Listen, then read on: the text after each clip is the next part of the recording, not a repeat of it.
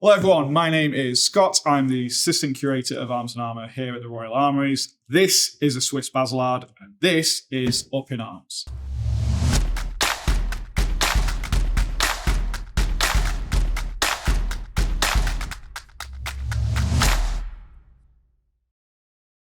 So what we're looking at here, well, first of all, this is probably one of my favourite swords in the entire collection. So this was dragged out of the River Thames. It was originally catalogued as an English Baselard, probably from the early 16th century. And it was subsequently sold to the Royal Armouries in 1988, where it joined the collection. But the more I've been looking at it, the more I've come to realise that it's probably not English. In fact, it's more than likely Swiss. So how have we come to this conclusion? How have we been able to positively identify this thing as being Swiss rather than English? Well, it's a bit of a long, complicated tale, which I will regale for you now. So basically, Baselards. What is a Baselard? Well, as we can see here, the essential component of any Baselard is the hilt. That's how we identify them. They have this H-shaped grip. And when we look at this one, we can see that we have this rather long blade. It's not quite a sword, but it's definitely longer than a dagger. And that's important later on. Generally speaking, Baselards have really stout diamond section blades, and they're usually double-edged. You'll notice that this one is single-edged. Again, that's important later. When it comes to the grips, as you'll notice with this one, we have actually several components. So we have two grip scales, which are riveted onto the tang with these 4 copper alloy rivets. And we have these curved pommel and grip pieces, which are capped on either side by ferrous metal plates. And again, that is important. And if we look at this one, you'll see that there is a slight curve to it. It's actually curving inwards towards the grip. Again, this is important later on. So when we talk about the study of Baselards, it's generally accepted that they originated in the late 13th century, the 1270s, 1280s, something along those lines. This is when they first emerge in archaeology. And they are widely regarded as being fairly ubiquitous throughout Europe. We find them being used within a civilian context, within a martial context. They are objects of fashion, and they remain fashionable up until the mid-16th century.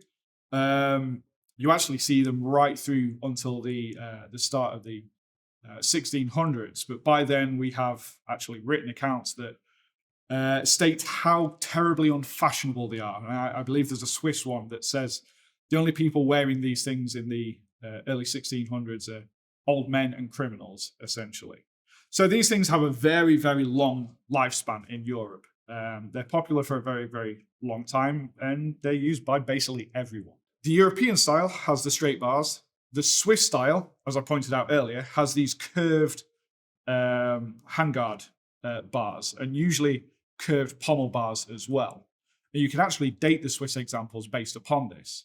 So on the very early examples from the late 13th century and into the early 14th century, they tend to curve downwards towards the blade on both sides.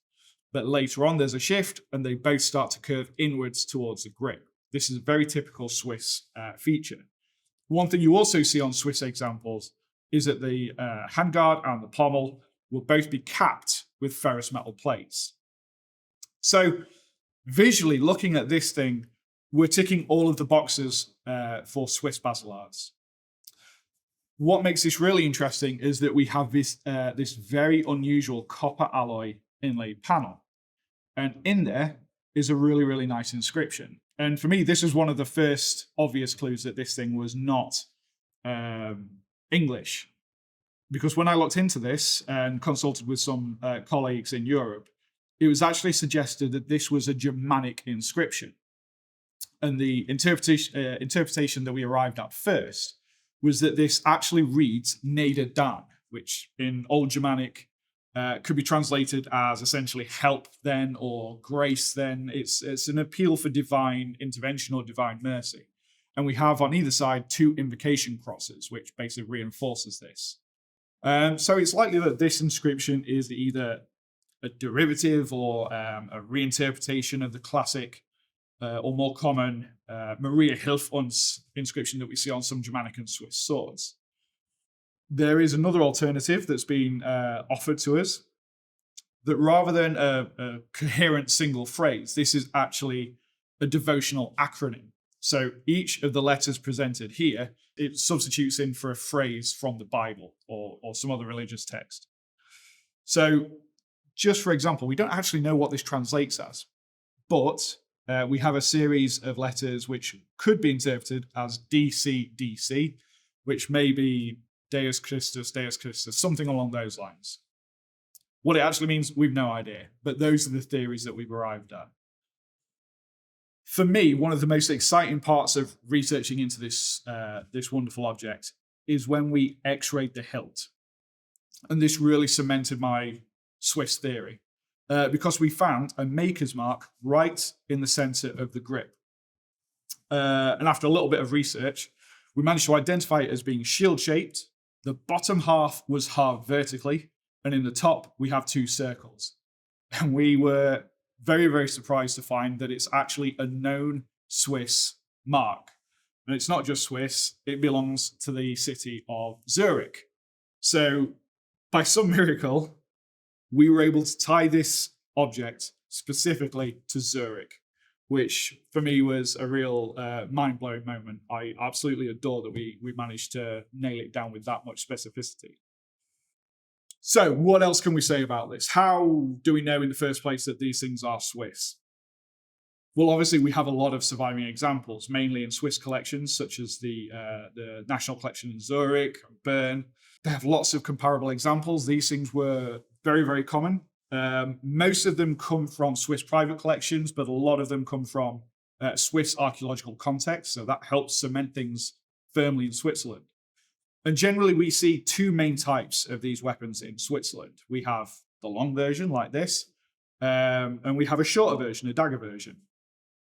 And when we look at contemporary documentation, such as the Swiss Illustrated Chronicles, you see these things on almost every page. In almost every illustration, these things are being worn by the Swiss. And what I really love in these documents is that you can identify who is Swiss and who is not Swiss, specifically by looking at the daggers or the swords that they're wearing on their belts. If they're Swiss, they'll be wearing one of these, the Swiss Baselard. However, if they're foreign, they will be wearing a rondel dagger or a bollock dagger, something else entirely. It's a really, really nice illustrative technique for identifying who is who, but it just goes to show how popular and ubiquitous these things were in Switzerland. But what about the terminology?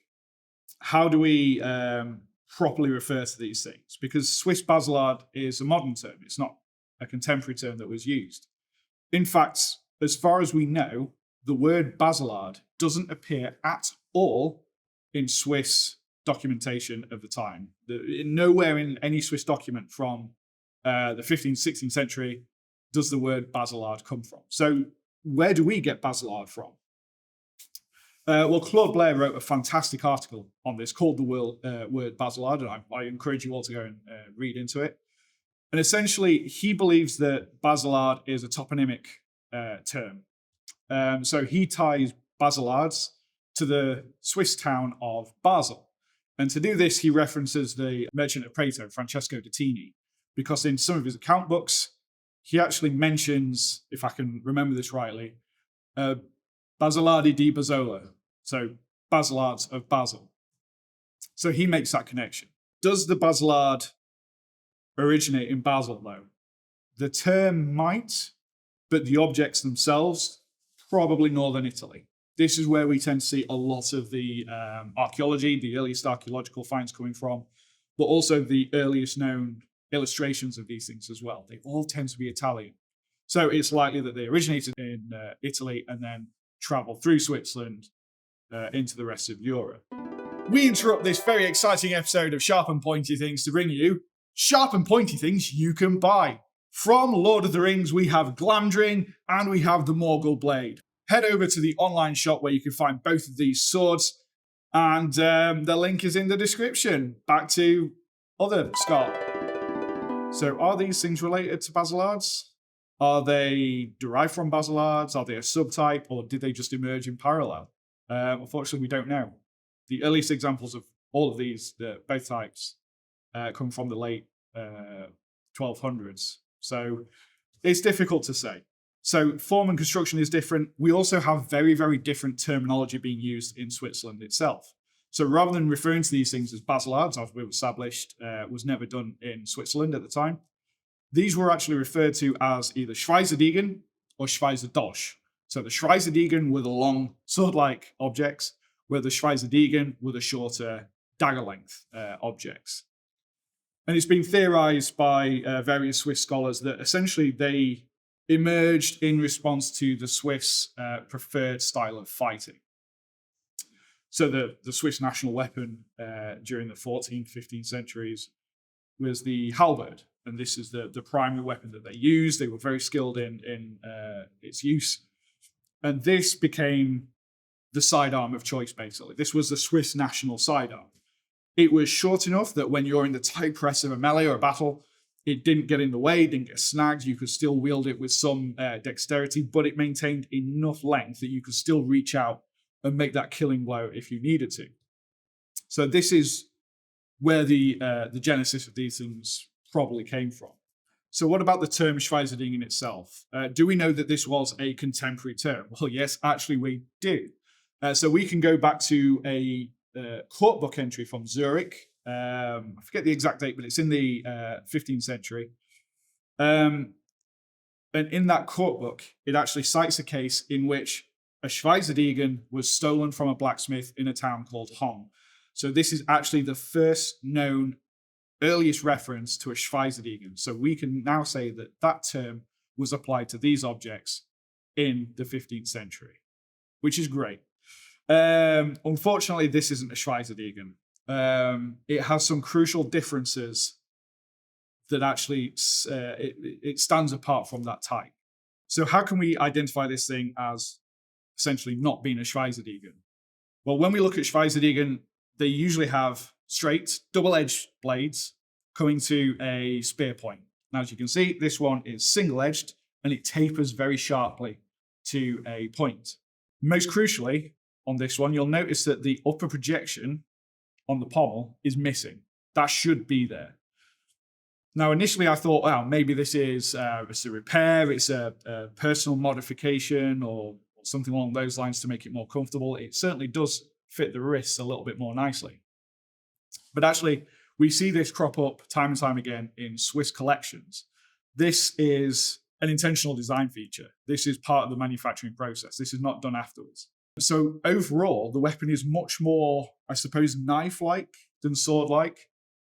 And so these things become known as Schweizerwehr or Schweizerschwerter. These are the terms that have been applied by Swiss scholars. But this does lead to a bit of a problem and some confusion. So you'll have noticed that I've been flinging lots of terms around Schweizerdegen, Schweizerdosch, Schweizerwehr. This is the exact problem that we have with the multilingual study of edge weapons, not just in Europe, but around the world. Because translations just don't work sometimes. So when we look at things like Degen and Schwert, they both mean sword. And when we look at Schweizerwehr, the word Wehren basically just means army or defense, which is essentially it's kind of a meaningless term when we apply it in English. So how do we begin to look at these things and make any sense of them in this multilingual field of study? Well, the way that I've approached this is essentially to take a bit of a tiered approach. At the very top level, this is a Baselard. It conforms to the Baselard definition of having a H-shaped grip. So that's our starting point. The next tier down, well, is it European or is it Swiss? Well, it doesn't conform to the European type, which has a flat, or rather straight, pommel and guard piece. And the tang isn't in the shape of the grip. So it's not European. It does, however, have this curved guard.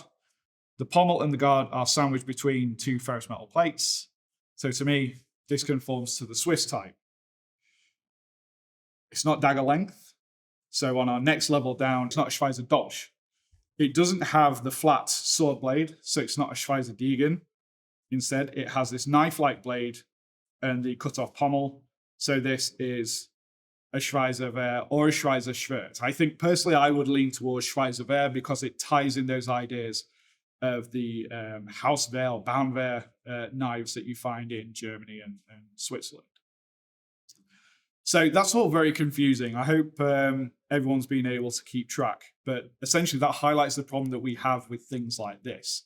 Yes, I've been able to positively ID it, and we know now that it's Swiss, but when we came to actually classify it and to say conclusively that, oh yes, this is this specific kind of Swiss blade, that's where the problem starts. And that's where a little bit of ingenuity comes along when we start to apply terms.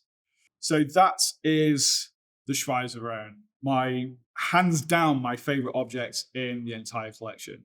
If you want to know more about this object, its number is class 93482. So please do go onto our collections online website and find out more about it. If you really want to know more about it, I've just published an article on the subject called A Baselard by Any Other Name. So please do go and dig that out. It's available now on the Taylor and Francis website and also in the most recent edition of the Arms and Armour Journal. Not forgetting, of course, the winter lecture that's on the Royal Armouries YouTube channel, which again delves into more detail on this wonderful object. If you'd like to ask any questions, if you want to leave any comments or even suggestions for future videos, please do so on our YouTube channel, and also give us a like, give us a subscribe. And if you do want to donate to the Armouries, we are a charity, so we will be very, very grateful if you will consider that. Again, all the links, everything relevant is on in the description. So at that point, this is the Schweizerwehr. I'm Scot Hurst. Thank you very much.